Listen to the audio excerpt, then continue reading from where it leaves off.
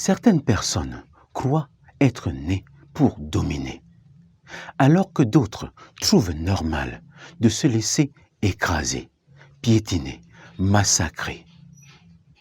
Pendant que les uns surestiment leurs capacités, d'autres sous-estiment les leurs et mendient sans cesse ce que la nature leur a gracieusement donné. Qui a raison selon vous? Quelle attitude est-elle appropriée, moins nocive, moins destructrice? Celle de se voir trop grand ou alors trop petit. Comment un humain peut-il s'estimer plus grand ou alors plus petit qu'un autre? Selon quels critères? Pourquoi certaines personnes ont-elles une trop haute opinion d'elles-mêmes pendant que d'autres se rabaissent, broient du noir, se transforment en serpillère, en ordure, en dépotoir, en échange de nourriture, de bijoux, de vêtements de luxe, de voyages en première classe, et que sais-je encore? Ta dignité a-t-elle un prix? Avec quelle monnaie peut-on l'évaluer?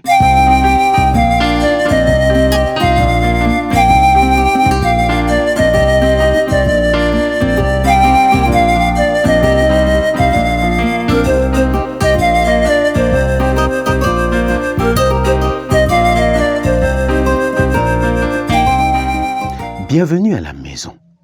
Si tu es ici, c'est soit pour consulter, soit pour apprendre à consulter. Nous sommes une clinique et notre spécialité, c'est de réparer les relations, aider les gens à vivre en harmonie avec eux-mêmes et avec les autres.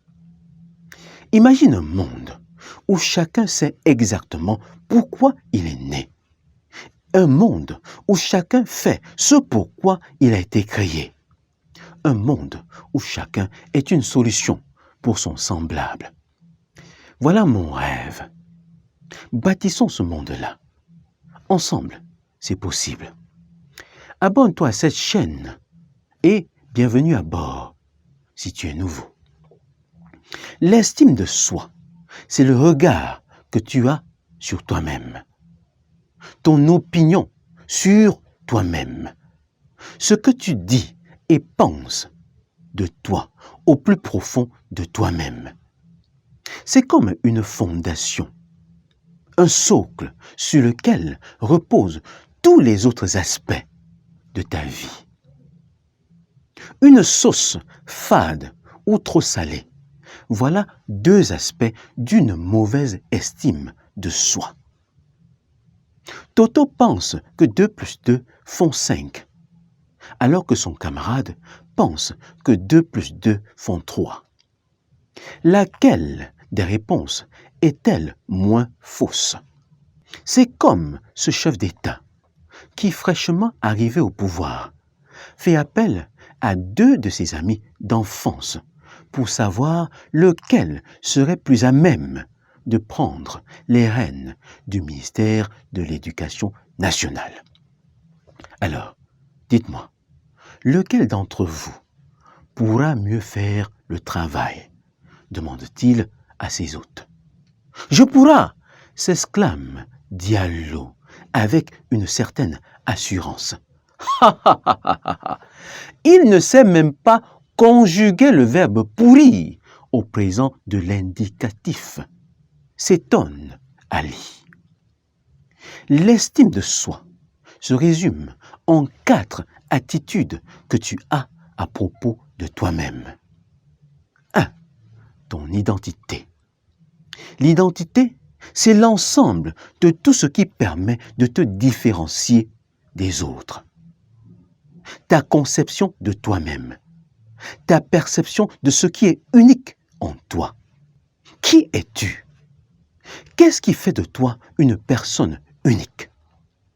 Même les vrais jumeaux sont différents. En quoi es-tu différent?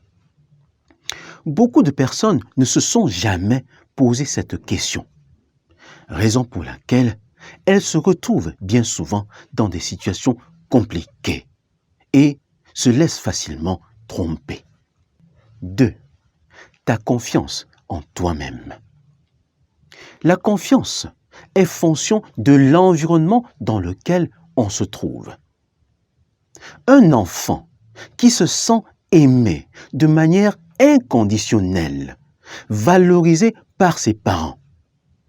Un gamin qui trouve en son père, en sa mère, un ami, un soutien, aura beaucoup plus de facilité à prendre des initiatives et être épanoui.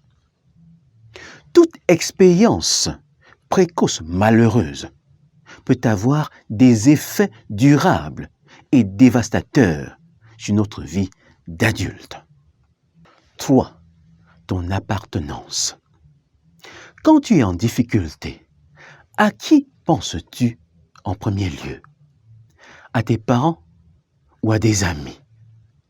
Tu penses naturellement à ceux qui t'acceptent tel que tu es, te comprennent et peuvent t'apporter un soutien quelconque. De la même manière que les gens te comprennent, te soutiennent, t'acceptent. Si tu acceptes les autres, tu seras épanoui. À défaut, tu auras des difficultés à progresser, à réussir.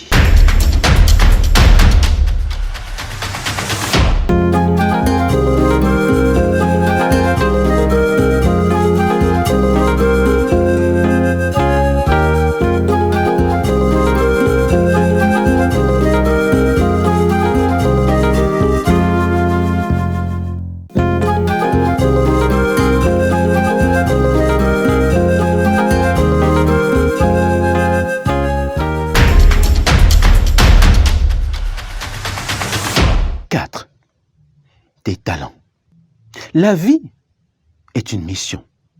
Chacun de nous est en mission. Personne n'est le fruit du hasard.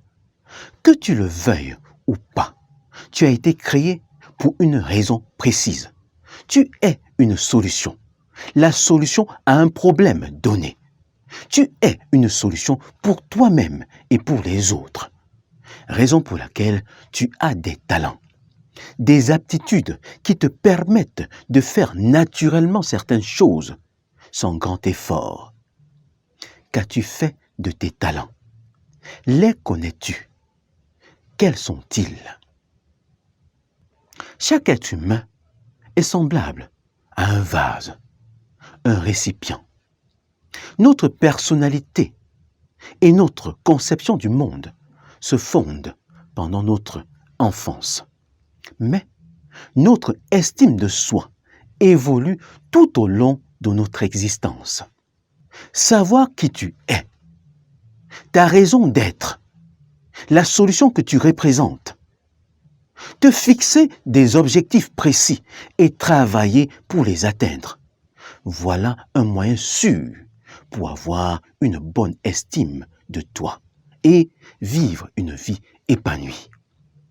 Le bonheur est un chemin et non une destination. Qu'as-tu retenu? Si tu ne l'as jamais fait, je te propose de prendre une feuille et de répondre aux questions suivantes. Qui suis-je? Qu'est-ce qui fait de moi une personne unique? Qu'est-ce qui me différencie des autres? Quels sont mes talents? À quoi me servent-ils? N'hésite pas à faire appel à nous si tu as des préoccupations particulières. Appuie sur le bouton j'aime. Partage au maximum cette vidéo. Laisse un commentaire et à bientôt.